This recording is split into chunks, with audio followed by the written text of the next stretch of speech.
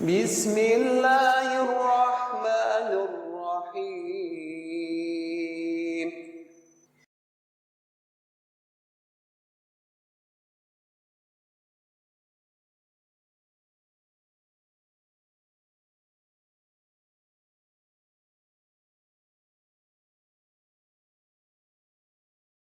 Rasulih yu'tikum kiflaini min rahmatihi wa yaj'alakum nuran tamshuna bihi wa yaghfir lakum wallahu ghafurur rahim.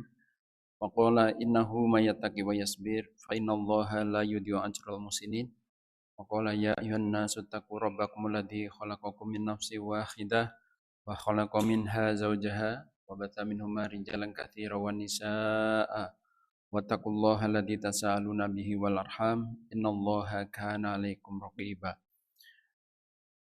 Sadaqallahul adzim. Allahumma arhamna bil Qur'an. Jamaah salat subuh yang dirahmati Allah. Mari bersama-sama kita panjatkan puji syukur kehadirat Allah Subhanahu wa taala yang sampai hari ini kita masih mendapatkan kenikmatan yang paling utama, yaitu kenikmatan iman, yang itu nanti akan turut menentukan bahagia atau sengsaranya kita tidak hanya di dunia ini tapi juga di akhirat nanti.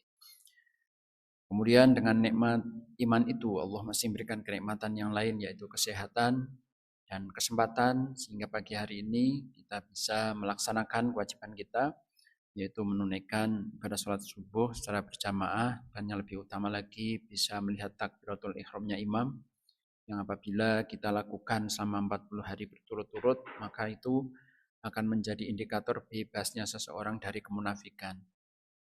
Karena memang bagi orang munafik sholat yang paling berat itu adalah sholat subuh dan sholat isya. Maka ketika kita berupaya melakukan hal itu, sebenarnya kita sedang meniti jalan menuju bebasnya kita dari kemunafikan. Tentu kemunafikan ini kemunafikan akidah ya, bukan kemunafikan amal. Karena kalau kemunafikan amal, ya nyaris tidak ada orang yang tidak pernah bohong di dunia ini, gitu ya. Tidak ada orang yang melanggar janjinya, dan tidak ada orang yang mengkhianati janjinya, kan gitu ya.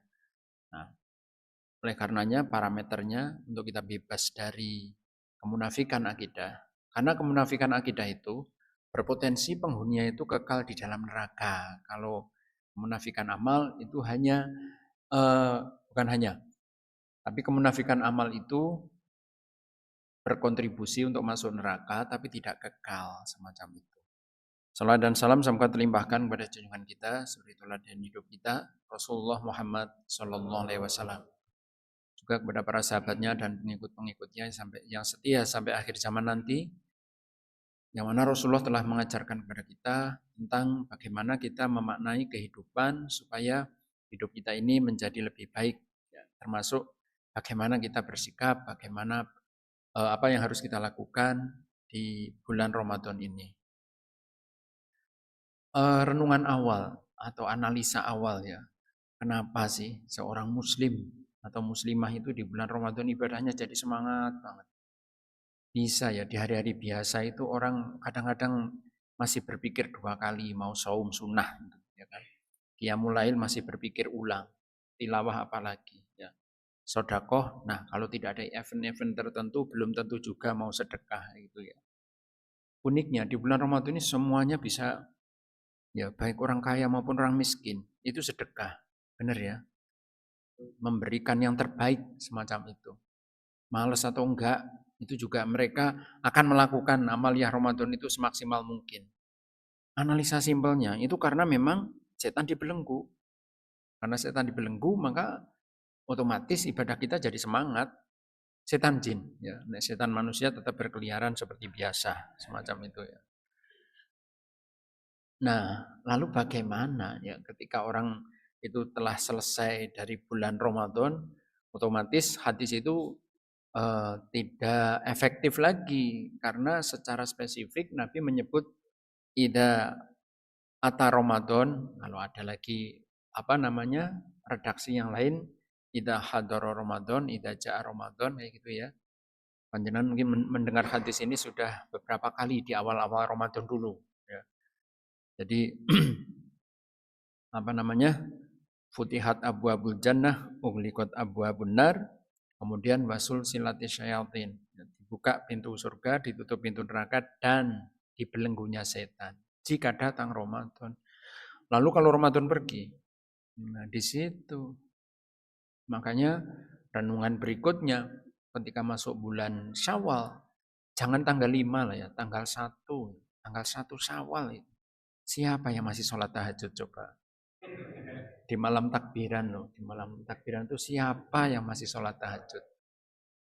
Padahal baru kemarin malam 1 Syawal bisa nggak sholat tahajud lagi coba. Itu real setan dilepas dah. Ya.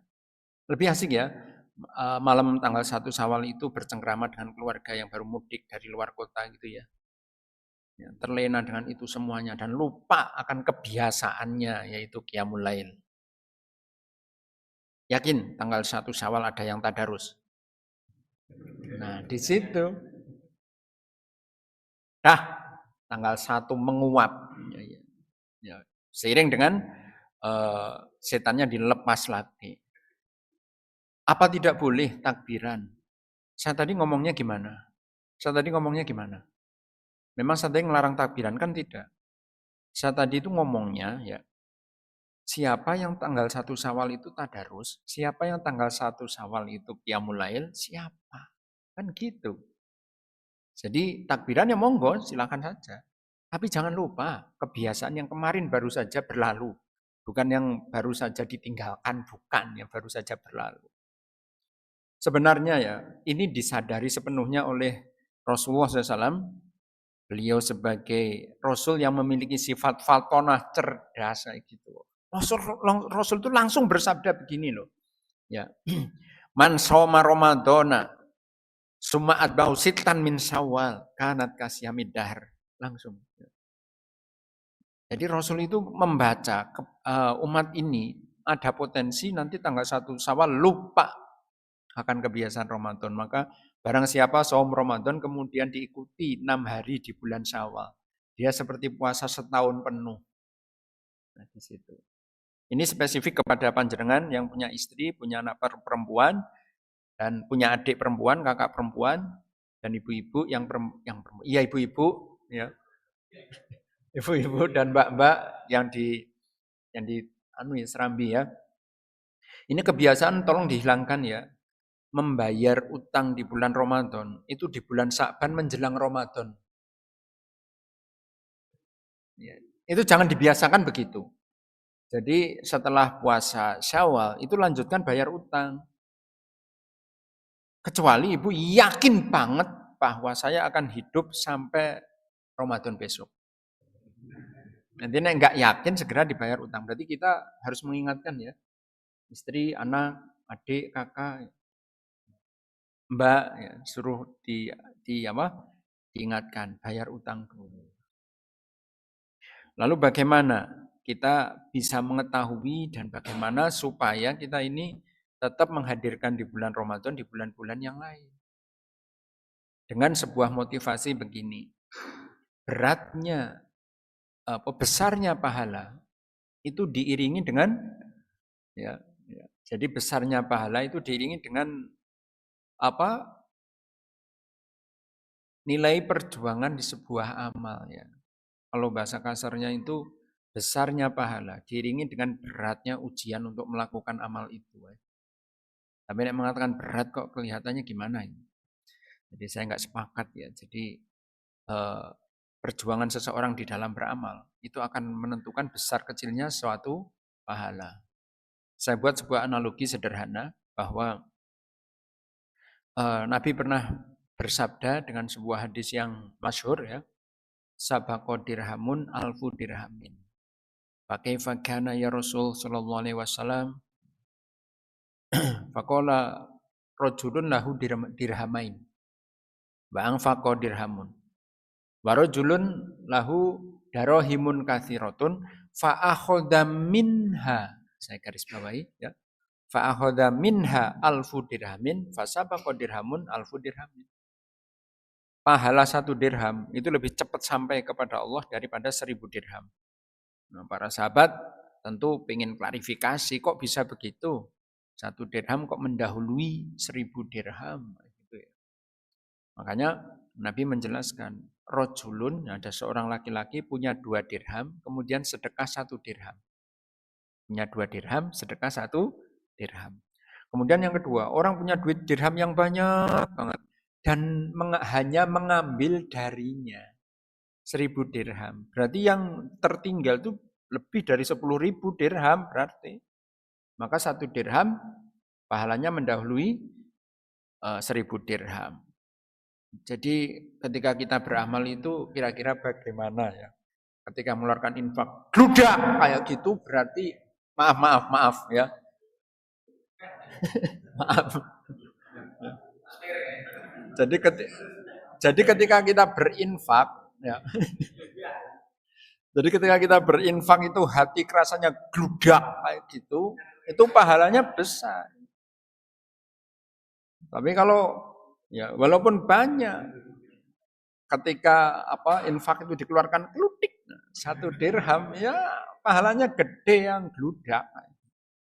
Makanya begitu Ramadan berlalu, ya mungkin rasanya tahajud di bulan Ramadan sama luar Ramadan itu lebih berat.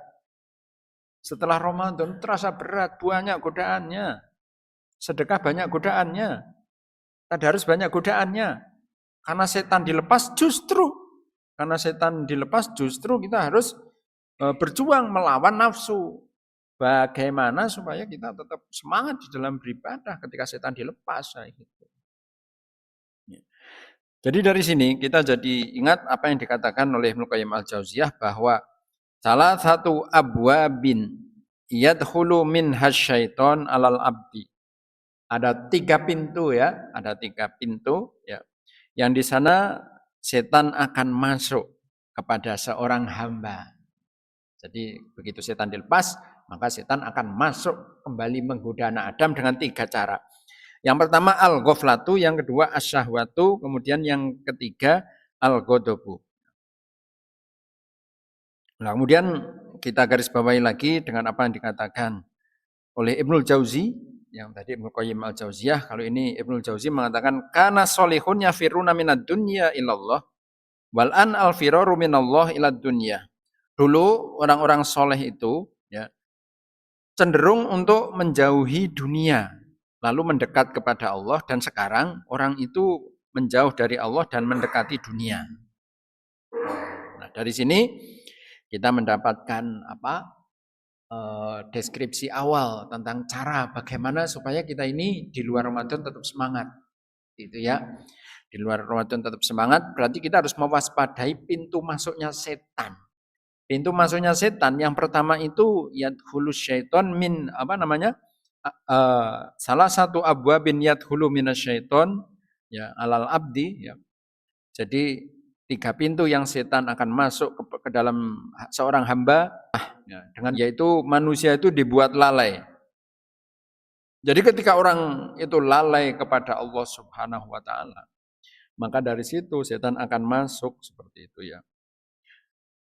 Nah, kita buka misalkan apa yang dikatakan oleh Imam Qatadah mengomentari surat Al-A'raf ayat 17, kita harus mewaspadai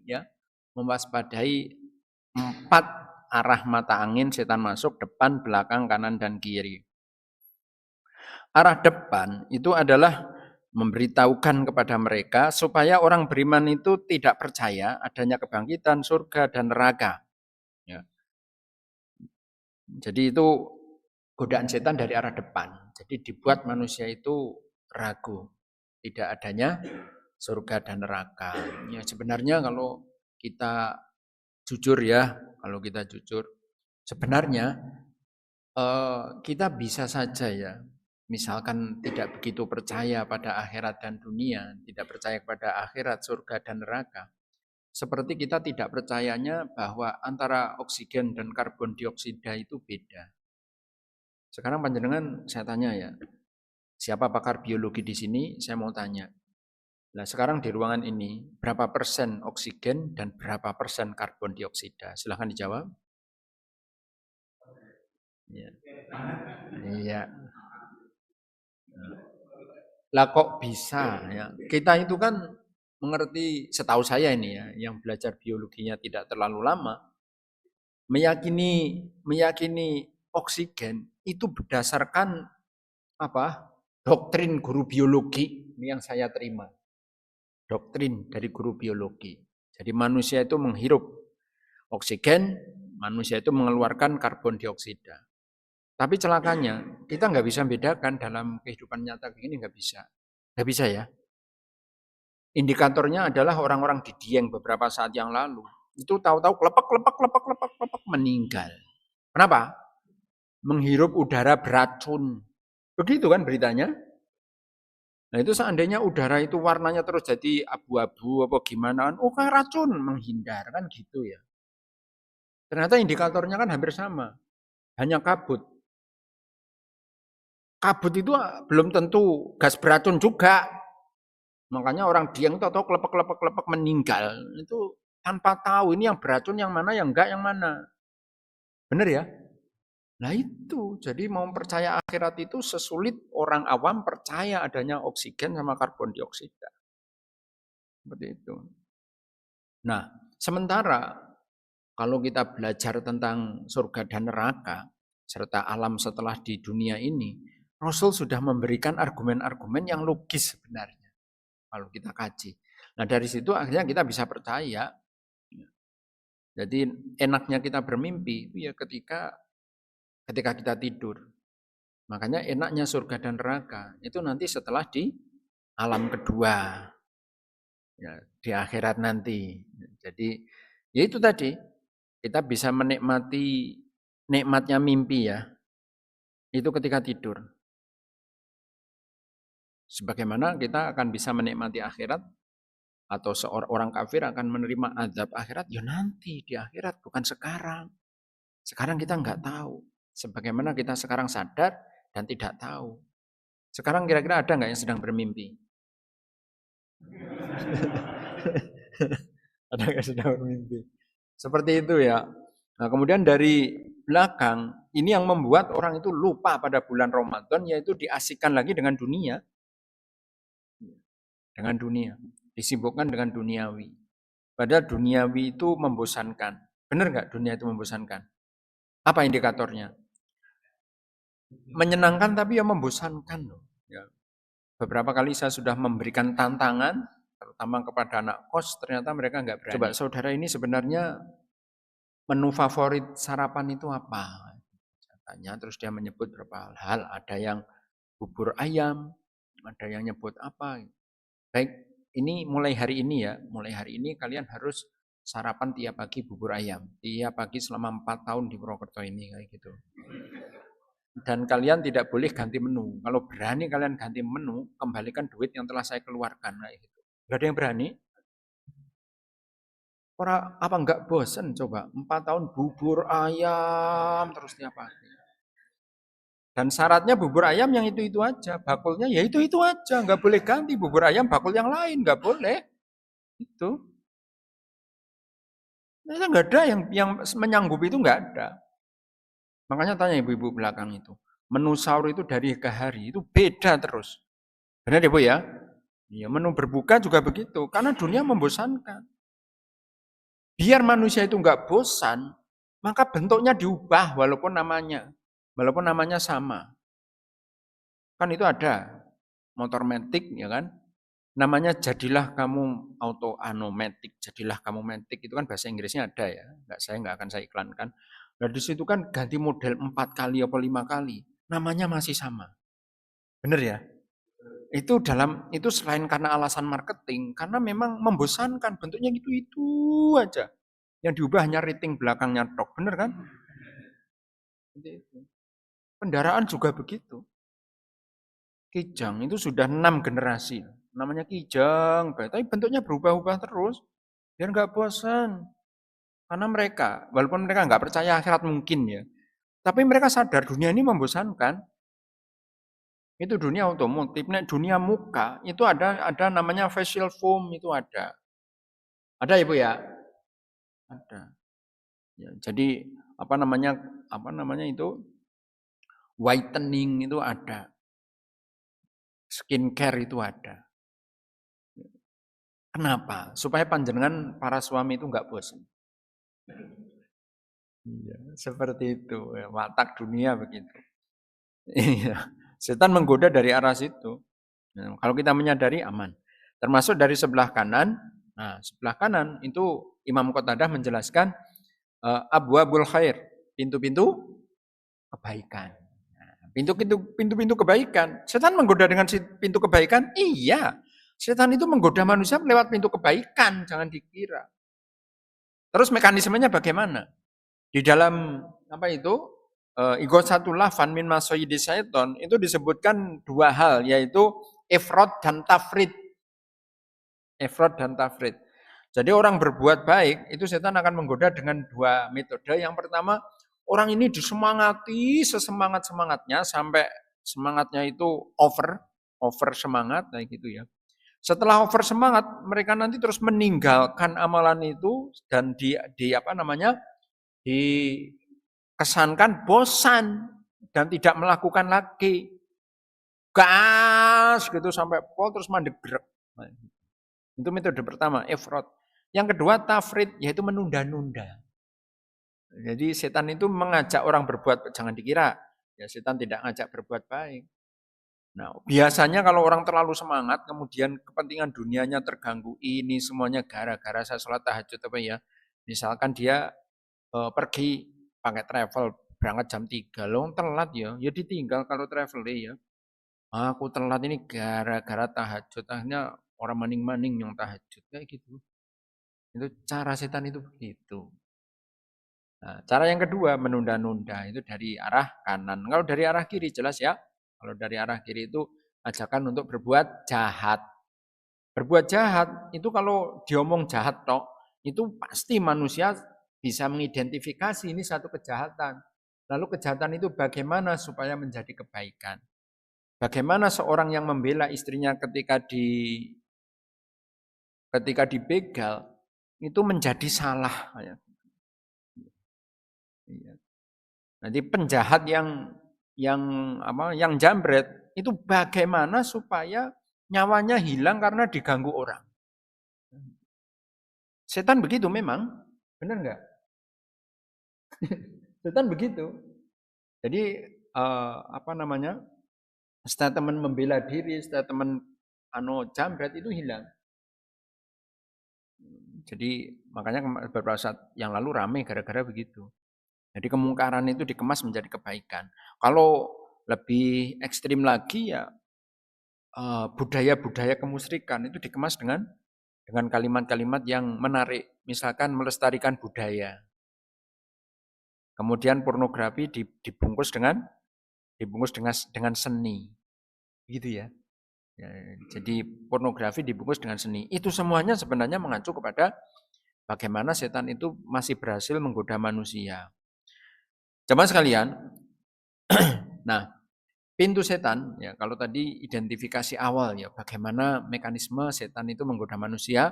Kemudian pintu godaan setan itu ada 3. Yang pertama al-ghaflah atau lalai. Jadi manusia dibuat lalai. Manusia itu dibuat lalai dengan dirinya sendiri. Lalai yang pertama apa? Kita semuanya pasti paham ya, jemaah sekalian, bahwa Allah itu tidak memerintahkan manusia kecuali untuk beribadah saja. A'udzubillahi minasyaitonir rajim. Wa ma umiru illa liya'budullaha mukhlishina lahuddin. Aku tidak menciptakan manusia kecuali untuk beribadah kepadaku saja. Beribadah kepadaku masih ada lanjutannya itu mukhlishina lahuddin. Beribadah kepadaku secara tulus. Beribadah kepadaku secara ikhlas. Artinya manusia bagaimana ini tujuan mulia ini dibelokkan oleh setan. Gimana cara membelokkannya? Ya manusia itu tujuan hidupnya itu bukan lagi kepada bukan lagi kepada ibadah, tapi untuk mengejar dunia yang sudah ditentukan oleh Allah Subhanahu wa taala. Kita tentu masih ingat ya. Jadi ketika roh itu ditiupkan oleh Allah Subhanahu wa taala ke jasad kita, manusia itu sudah dikasih tahu oleh Allah Subhanahu wa taala, sudah ditetapkan ajalnya gimana, rezekinya bagaimana, jodohnya siapa, ekonominya bagaimana, nasibnya bagaimana, itu sudah ditentukan bagi setiap orang, kayak gitu. Termasuk surga dan neraka itu sudah ditentukan, tapi kita roh yang ada pada kita itu belum dikasih tahu oleh Allah. Kita nanti ke surga ke neraka itu belum dikasih tahu. Yang dikasih tahu baru 4 tadi. Ajal, jodoh, ya kan, rezeki, ya kan, dan nasibnya nanti bagaimana di dunia gitu. Itu yang ditentukan, yang lain belum. Lah udah ditentukan kok bingung golek-goleki. Udah ditentukan loh. Sudah ditentukan. Makanya kalau orang itu hanya mencari rezeki tok, mencari dunia tok, itu berarti dia sudah lalai kepada tujuan penciptaan manusia pada awalnya, yaitu beribadah. Terus mengejar dunia. Loh Pak, mengejar dunia kan harus diupayakan. Oke, apakah setiap upaya itu harus sejalan dengan, apakah setiap apakah bahasanya? Bahwa usaha tidak akan mengkhianati hasil. Pernah dengar gitu? Usaha tidak pernah mengkhianati hasil. Kata siapa itu? Nah sekarang begini, jenengan saya ajak untuk merenungkan aja. Panjenengan yang sudah seusia saya ya, yang anaknya rata wis kuliah, wis kerja kayak gitu. Pertanyaan saya, mbok panjenengan memperlakukan anak sama? Kalau perlu sekolahnya sama. Semuanya SD Karangluas Lor Siji. Semua anaknya SD Karangluas Lor Siji. Semua SMP ini SMP 4. Semuanya anak nomor 1 sampai 4, SMP 4 kabeh. Okay. Kemudian SMA-nya SMA 4 kabeh. Wis lah, kayak gitu ya. Kemudian nanti kuliahnya di Unsud kabeh, fakultasnya sama, prodinya sama. Pertanyaannya, apakah anaknya nasibnya sama rezekinya? Nah, itu bukti bahwa usaha mungkin saja mengkhianati hasil. Usaha mungkin saja mengkhianati hasil, itu loh. Alah Pak, Bu, lah kok kayak gitu. Lah untuk seleksi masuk perguruan tinggi saja itu kadang-kadang pinter saja tidak cukup. Jangan sepakat nggak ini? Benar kan? Jadi untuk PTN itu pinter saja nggak cukup. Benar ya? Nah, itu bukti bahwa rezeki itu sudah ditentukan oleh Allah. Nah, kenapa kita harus usaha? Usaha itu sebagai media kita untuk beribadah. Sebenarnya itu. Ya. Baik, ini sekarang analisa yang paling simpel ya. Ini analisa yang paling gampang lah, yang bisa dipahami dengan mudah. Tolong jawabnya. Itu kan di sekitar sini ya. Ada bakul telur. Ada bakul telur. Ada yang jual 30, ada yang jual 29, ada yang jual 32, ada yang jual 28, nah itu ya. Yang laku yang mana? Nah, di situ. Jenengan jual murah itu belum tentu cepat habis. Jenengan jual mahal itu belum tentu tidak laku. Nah orang dari Jakarta telur 35 lihat di sini, loh 32 murah temen, orang goblok, kowe larang. Ya, jadi begitu. Allah sudah mengirimkan tiap orang itu rezekinya sendiri-sendiri. Itu kok masih dikejar-kejar. Makanya ya Pak ya, Bapak Ibu sekalian, untuk menghadirkan Ramadan di hari-hari biasa, kita harus sadar lagi bahwa Allah itu menciptakan kita untuk ibadah. Ya, untuk ibadah. Maka mencari nafkah diniatkan juga untuk ibadah. Jadi jangan lupa ibadah. Makanya ibadah tidak akan menabrak ibadah. Maksudnya bagaimana?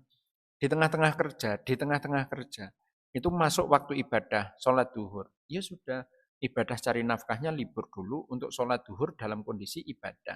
Habis sholat duhur, kerja lagi, ibadah lagi. Fa'idha kudiyati sholatu fantasiru fil ardi wabtahu min fadlillah wadkurullaha katsiran la'allakum tuflihun. Jadi Allah tidak salah dengan firman-Nya. Ya. Jadi faida kudiyati sholat, kalau kamu sudah selesai menunaikan sholat Jumat, ya, fantasiru fil ardi, segeralah kamu menyebar di muka bumi, ya. Wabtagu min fadlillah, carilah karunia Allah Subhanahu wa taala. Jadi di situ makna yang sangat dalam bahwa ketika orang itu keluar dari masjid hendak mencari nafkah lagi, itu masih dalam bingkai. Wabtagu apa namanya? Mencari karunia Allah Subhanahu wa taala, dalam bingkai mencari rezeki. Jadi tidak keluar dari apa namanya? dari bingkai ibadah.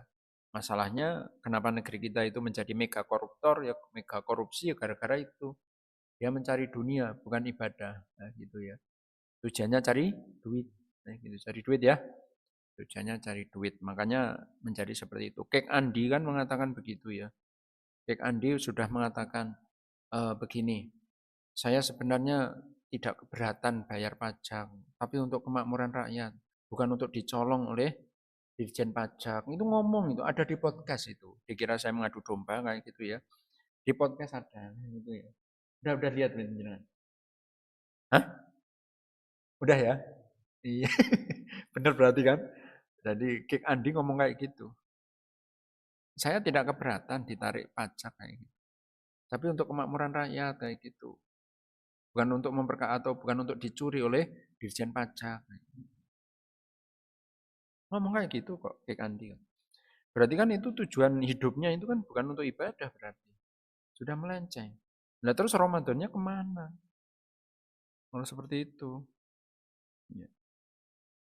Nah kemudian dalam perspektif nasihat Nabi kepada Ibnu Abbas, ya, perspektif hadis Nabi dari Ibnu Abbas, ketika Rasulullah menasihati seseorang, panjenengan pasti sudah hafal ini ya, Iktanim khomsan qobla khomsin. Ini juga media dari Rasul SAW menasihati orang supaya tidak lupa bahwa di bulan Ramadan ini sebenarnya media kita untuk memanfaatkan kesempatan yang Allah berikan kepada kita kayak gitu ya. Jadi kalau salafus soleh itu setelah Ramadan, 6 bulan setelah Ramadan, mereka berdoa kepada Allah supaya amaliyah Ramadannya diterima. Kemudian 6 bulan sebelum Ramadan, mereka berdoa lagi supaya dipertemukan di Ramadan berikutnya. Itu doa salafus soleh begitu. Makanya kita harus menggunakan kesempatan yang Allah berikan kepada kita. Yaitu sababaka qobla haromika. Gunakan masa mudamu sebelum datang waktu tuamu. Iya, masa mudamu. Ya, karena kebanyakan memang Ramadan remajanya banyak yang ke masjid ya. Iya. Sijedok. Astagfirullahaladzim. Nah, terus di luar Ramadan masih bertahan ya Mas ya? Masih, Masya Allah. Masuk di sini pemuda segini banyaknya cuma satu. Dan di Sapir juga apa memprihatinkan ya. Dan memprihatinkan. Gimana? Oh, Masya Allah. Remaja semuanya. Mantap. Ya, menggunakan masa mudamu sebelum masa tuamu. Benar ya? Lalu bagaimana? Ini tolong disampaikan kepada anak-anak muda yang nggak hadir di sini ya. Jadi alhamdulillah streaming, jadi nanti ini bisa sampai kemana-mana. Satu untaian begini ya, bahwa mati itu tidak menunggu tua, nah, gitu ya. Itu yang perlu digarisbawahi ya. Mati itu tidak menunggu tua. Lalu bagaimana menyemangati anak muda supaya rajin beribadah? Itu harusnya berpikir begini, itu yang tua-tua jalannya sudah pelan-pelan kayak gitu ya. Gitu ya, jalan ke masjid aja udah susah. Ono bengkek, ono masuk angin, ono wah secara karu-karuan ya. Jadi berangkat ke masjid itu penuh dengan perjuangan pokoknya. Makanya tunuk pelan banget. Itu yang sakit, itu yang enggak begitu sehat saja semangat. Masa aku yang masih muda enggak semangat, malu. Nah itu anak muda harusnya berpikir begitu. Iya, anak muda harusnya berpikir begitu. Mumpung saya masih kuat, mumpung saya masih sehat kayak gitu ya. Berangkat yang semangat kayak gitu. Nah terus bagaimana ya menyemangati yang tua?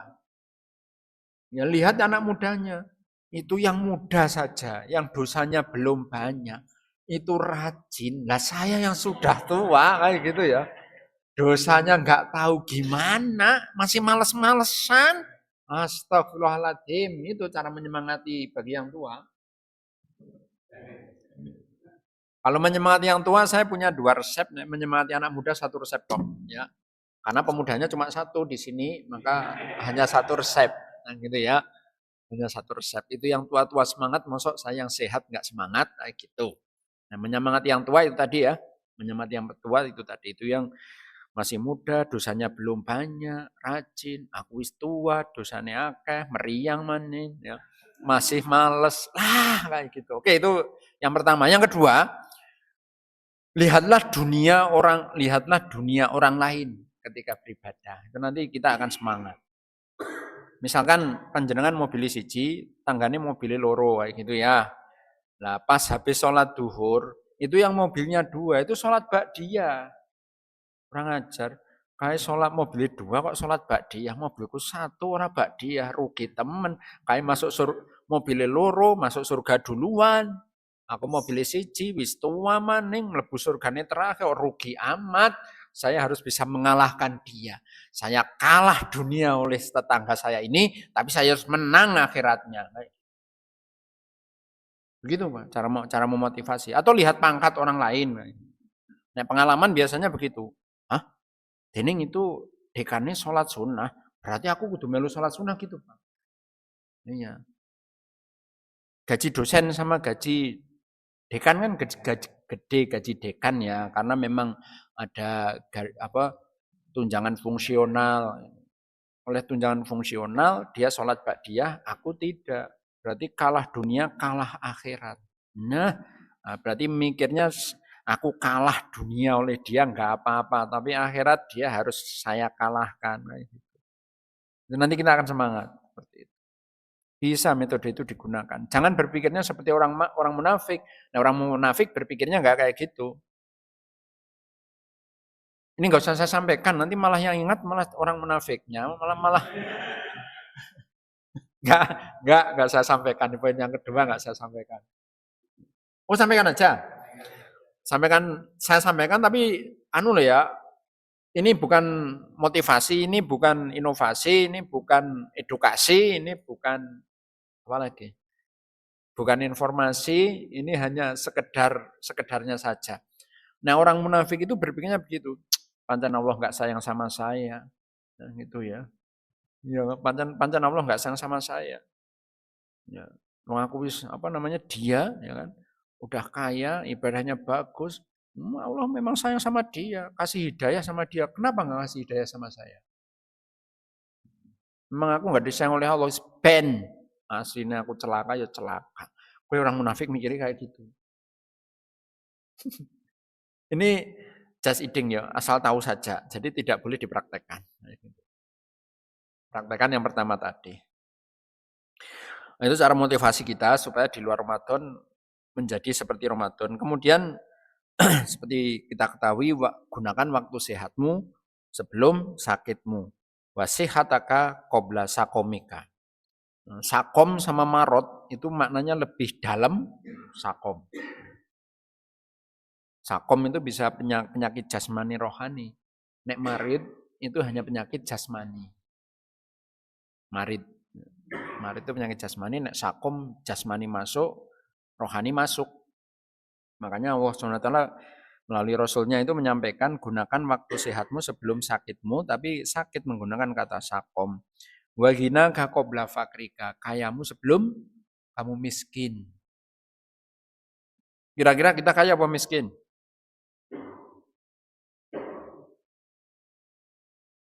Kira-kira kita ini kaya apa miskin? Enggak begini. Harusnya kita itu miskin sekaligus kaya. Enggak juga. Jadi gini loh, kita itu harusnya miskin sekaligus kaya. Gimana miskin sekaligus kaya? Itu sebenarnya akumulasi dari dua hadis Nabi yang kelihatannya kontradiktif padahal tidak. Ya. Allahumma nas'alukal huda wa tuqa wal afaf wal ghina. Ya Allah, aku minta ini dan aku minta kaya. Kemudian hadis yang lain, Allahumma ahyini miskina wa tawafani miskina wa wahsurni ma'az zumratil masakin. Ya Allah, bangkitkan hidupkan aku sebagai orang miskin, matikan aku sebagai orang miskin, dan bangkitkan aku di akhirat nanti bersama orang-orang. Iya. Berarti miskin ini gimana? Kita itu harus merasa miskin ketika di hadapan Allah. Kita harus merasa miskin di hadapan Allah. Kenapa harus merasa miskin kepada Allah? Itu manifestasi dari iya karena butuh, iya karena stain. Hanya kepadamu ya Allah aku mohon pertolongan. Jadi ini ada masalah ekonomi minta tolong kepada Allah, masalah pendidikan minta tolong pada Allah, masalah jodoh minta pada Allah kayak gitu. Miskin banget jangan nggak punya apa-apa. Nanti orang itu harus miskin sekaligus kaya. Kapan kita merasa kaya? Kita merasa kaya ketika berhadapan dengan dunia. Ketika kita berhadapan dunia kita harus merasa kaya. Pak, jawab. Orang yang orang gayuh becak, ngos-ngosan itu. Menurut panjenengan sugih apa melarat? Nek panjenengan melihat versi dia sebagai tukang becak, melihat dunia, dia kaya loh. Karena dia itu nunggu dari pagi sampai sore, nggak ada yang becak, nggak ada. Tahu-tahu ada becak, masa Allah, bukti itu sugih oleh rezeki, ya enggak? Itu. Jadi orang melihat dunia ini harusnya kaya. Nah, seneng kira-kira ini sebagai analisa ya. Memang melihat dunia itu harus ke bawah ya. Harus ke bawah. Karena kalau melihat dunia ke bawah, kita nanti jadi kaya. Kalau melihat dunia ke bawah, kita nanti jadi kaya. Mau diurutkan? Oke. Panjenengan punya rumah lantai 2. Itu jenengan harus melihat rumah yang 1 lantai. Yang punya 1 lantai, rumahnya permanen, jenengan harus melihat orang yang rumahnya setengah permanen. Yang setengah permanen itu melihat yang rumahnya non permanen. Yang non permanen itu melihat orang lain yang rumahnya permanen, tapi ngontrak. Yang ngontrak permanen harusnya melihat yang ngontrak semi permanen. Yang ngontrak semi permanen melihat yang ngontrak non permanen. Yang non permanen, oke, yang permanen itu melihat tunawisma. Seperti yang ya, melihat Roma Irama ya, tunawisma. Langit sebagai atap rumahku dan bumi sebagai lantainya. Hidupku menyusuri jalan sisa orang yang aku makan. Itu udah. Oke. Roma Irama itu harusnya melihat bawahnya lagi. Melihat di mana, Pak? Rumah yang lantainya 3, Pak. Itu yang gelandangan melihat orang yang rumahnya lantai 3. Tapi dia sudah kena vonis dokter, Pak, jenengan ki mbuh ya, mbuh esok, mbuh sore. Nah, sekarang kalau orang terkena penyakit kayak gitu, ya, ini keluarganya panjenengan ini, saudara panjenengan ini tinggal menunggu apa bahasanya? Tinggal menunggu keajaiban. Menunggu malaikat Israel kok doanya kesannya jelek itu. Nyun sewu, Pak. Saya sebagai dokter spesialis penyakit saudara jenengan ini saya sudah angkat tangan. Kita menunggu keajaiban dari Allah Subhanahu wa taala. Yakin Roma Irama mau tukar nasib sama orang itu?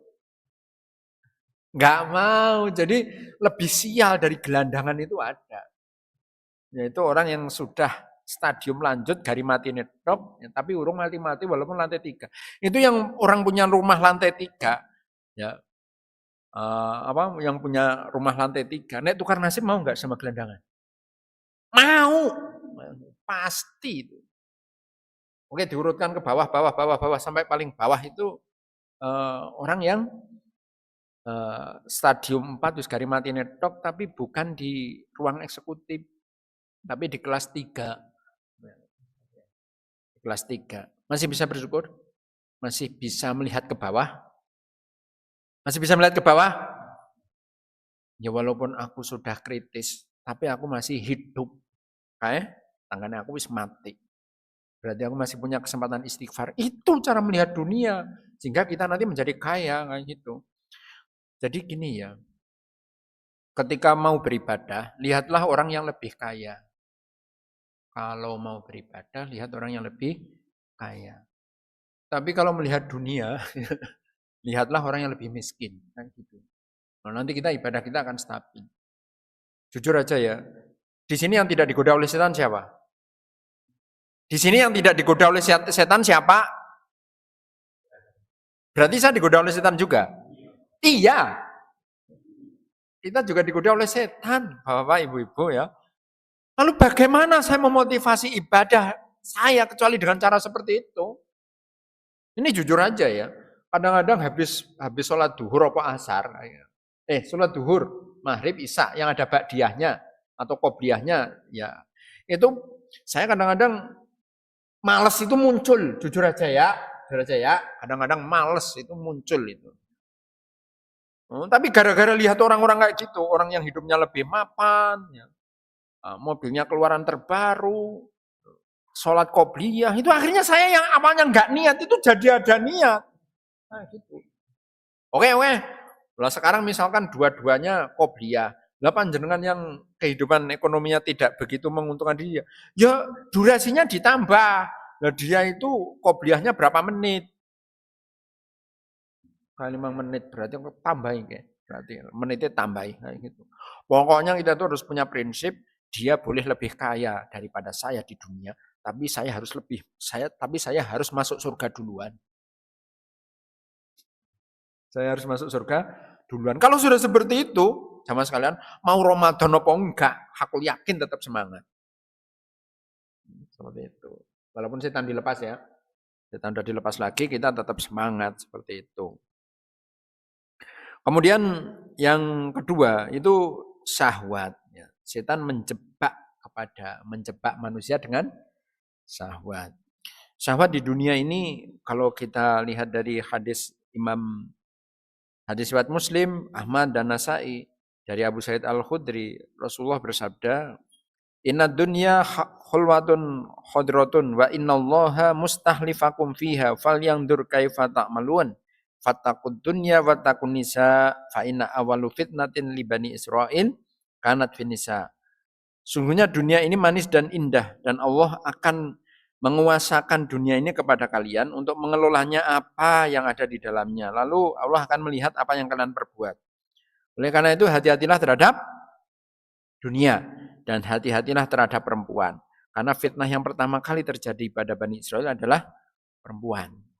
Jadi yang membuat yang membuat ibadah kita kendu itu karena faktor dunia, faktor perempuan dan dunia. Itu. Allah itu menyebut keduanya, itu karena memang Rasul menyebut keduanya, itu memang ada sambungannya ya. Jadi laki-laki itu biasanya gampang takluk oleh perempuan. Laki-laki gampang takluk oleh perempuan, tapi perempuan gampang takluk oleh finansial. Padahal laki-laki yang dicari adalah finansial. Nah, kenapa laki-laki cari finansial? Untuk menaklukkan perempuan. Biar perempuan takluk harus menggunakan finansial. Ya semubeng kayak gitu. Oleh karena itu, panjenengan sepakat enggak? Ibu-ibu dulu yang di luar sana. Ibu-ibu kira-kira matre itu sesuai sunatullah apa enggak? Ini ibu-ibu ada enggak sih? Oh ada. Nanya perempuan itu diemnya itu adalah setuju ya. Jadi nek enggak mau jawab berarti itu. Berarti perempuan itu matre itu bisa wajar ya. Wajar dan nyunah itu ya. Iya, enggak jawab sih.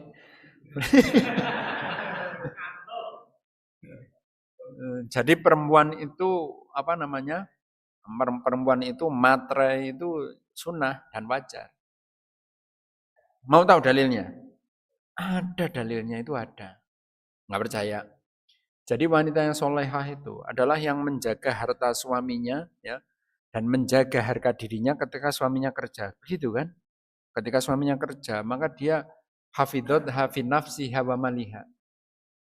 Ini wanita solehah itu adalah ketika ditinggal suaminya kerja, menjaga kehormatan dirinya dan menjaga harta suaminya. Bapak-bapak, kalau perempuan itu enggak matre, apa yang dijaga? Kalau perempuan itu enggak matre, apa yang dijaga?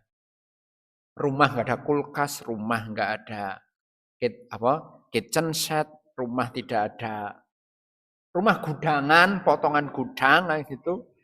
Blas, nggak ada apa-apanya. Apa yang dijaga? Apa?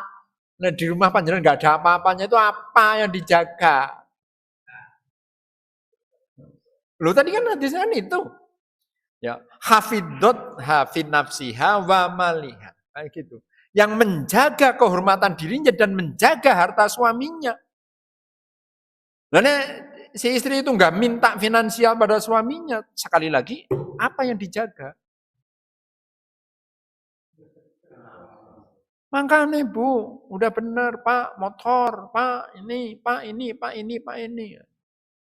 Iya, minta aja Bu, itu sesuai sunnah biar nanti begitu Ibu ada perabotan di rumah, ada yang Ibu jaga. Mau nggak ada apa-apanya, jaga apa lah, begitu. Bener kan? Jaga rumah baik. Kalau misalkan jaga rumah, apa iya maling itu minat kalau rumah itu dilongok? Alah kosongan, ya nggak minat lah. Loh, logikanya kan begitu. Berarti benar ya Bu? Anu perempuan itu nyunah, anu perempuan itu materai benar ya? Benar. Iya. Iya. Nah BPKB kan yang jaga siapa? Mbok istri. Akte apa namanya? Akte tanah di sertifikat tanah itu disimpan rapi oleh istri panjenengan ben ora dicolong gitu. Bener kan? Menjaga gitu. Makanya Mas, rumah dong Mas, kayak gitu. Mosok ngontrak terus kayak gitu. Beli rumah dong Mas, mosok ngontrak terus. Udah bener itu. Jadi teruskan ya, Bu? Boleh ini. Iya, seperti itu. Berikutnya, yang terakhir yaitu ada satu hadis lagi ya. Akhsha ma khosyitu ala ummati ya. Kibarul batni wa mudawamatun naumi wal kasar wa fil yakin. Sesuatu yang paling aku takutkan terhadap umatku adalah besarnya perut, kemudian seringnya tidur, rasa malas dan lemah keyakinan. Itu 4 yang dikhawatirkan oleh Nabi, yang itu semuanya terletak syahwat di situ, gitu ya. Terletak syahwat di situ 4 perkara tadi. Maka yang terakhir yang perlu kita waspadai adalah al-ghadabu atau marah ya. Jadi kalau orang itu marah ya, maka pada hakikatnya dia sedang membuka pintunya setan itu ya. Jadi setan akan berpeluang menggoda manusia ketika manusia itu marah. Apakah manusia itu boleh marah? Ya boleh. Cuma ada ketentuan marah yang dianjurkan oleh Rasul yaitu al-hubbu fillah wal bughdu fillah wa wala fillah wa ada fillah. Wala yajida abdun tokmal iman wa in kathurat salatuhu wa saumahu hatta yakuna kadzalik. Seperti itu Rasul bersabda. Jadi orang yang imannya paling baik adalah mereka yang mencintai karena Allah, membenci dan marah karena Allah Subhanahu wa taala ya, loyal kepada Allah dan memusuhi karena Allah. Berarti ini akan mendatangkan ridho Allah walaupun kita marah. Sekarang pertanyaannya, jenengan ada masalah enggak dengan Donald Trump? Jenengan punya masalah pribadi dengan Donald Trump? Punya masalah pribadi dengan Benyamin Netanyahu? Secara pribadi kita nggak ada masalah sama beliau. Ketemu baik orang tahu. Tapi kita itu jadi marah banget kepada 2 orang itu ketika mereka itu melakukan genosida di Palestina. Begitu ya. Jadi rata-rata kita nggak ada masalah pribadi. Kita menjadi marah kepada Benyamin itu gara-gara karena dia mempersekusi. Itu konon beritanya sudah mati, benar nggak? Itu hoax. Masih diselidiki. Itu sudah pasti mati hatinya. Hatinya udah benar-benar mati. Nah, ketika kita marah seperti itu, kita malah akan mendapatkan pahala. Nah, kita nggak marah, malah Allah akan mempertanyakan iman kita. Ada kekafiran, ada apa? Ada kedoliman, tapi kita diam saja, berarti itu menandakan kualitas iman pada diri kita seperti itu. Maka di bulan Ramadan itu ya, kalau kita cermati bahwa bulan Ramadan itu kan Nabi pernah memberikan petunjuk kepada kita, kalau kita sedang emosi di bulan Ramadan, kita dianjurkan untuk bahkan di waktu puasa ya. Jadi pada waktu puasa atau di bulan Ramadan kita sedang saum, ada orang memancing emosi, kita disunahkan untuk mengatakan ini imun, aku sedang saum. Iya. Artinya di bulan Ramadan itu kekuatan kita untuk mengontrol kemarahan itu lebih kuat kayak gitu. Lah di luar Ramadan, emosi mungkin bisa lebih potensi marah itu atau emosi meledak-ledak itu lebih dominan di luar Ramadan karena setan sudah tidak dibelenggu lagi. Makanya bagaimana kita mengelola ya biar tidak gampang marah dengan orang lain, apalagi marah dengan keluarga.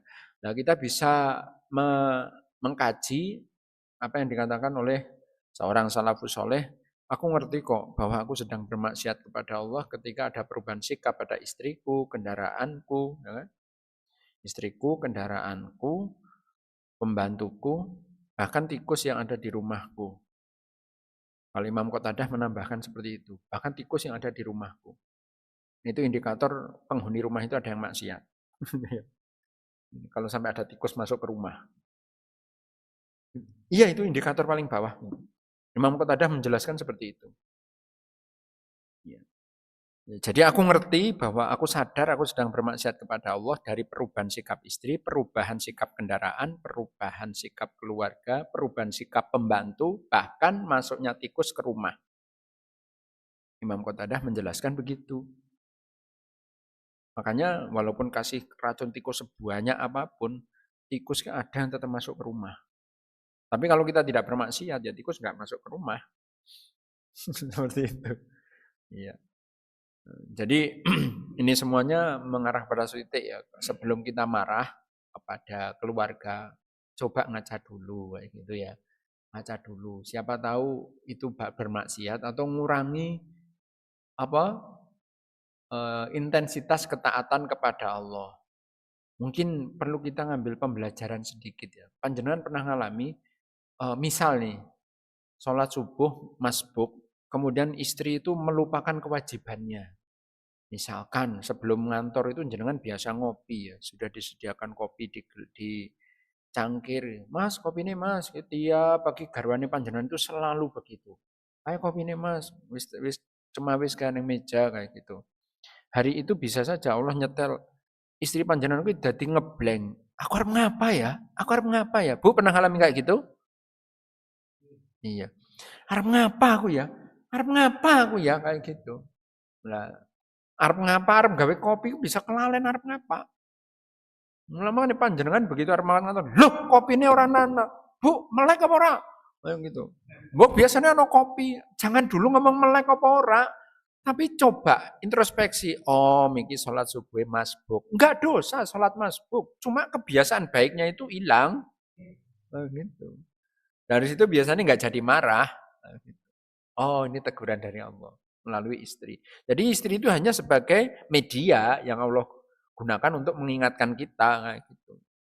Itu belum orang lain. Nah, orang lain mungkin kita akan lebih gampang terpancing emosinya. Jangan lupa ya, dalam surat As-Saffat ayat 96, surat As-Saffat ayat 96, Allah berfirman, "Huwallazi khalaqakum wa ma ta'malun." Dialah Allah yang menciptakanmu sekaligus menciptakan perbuatanmu.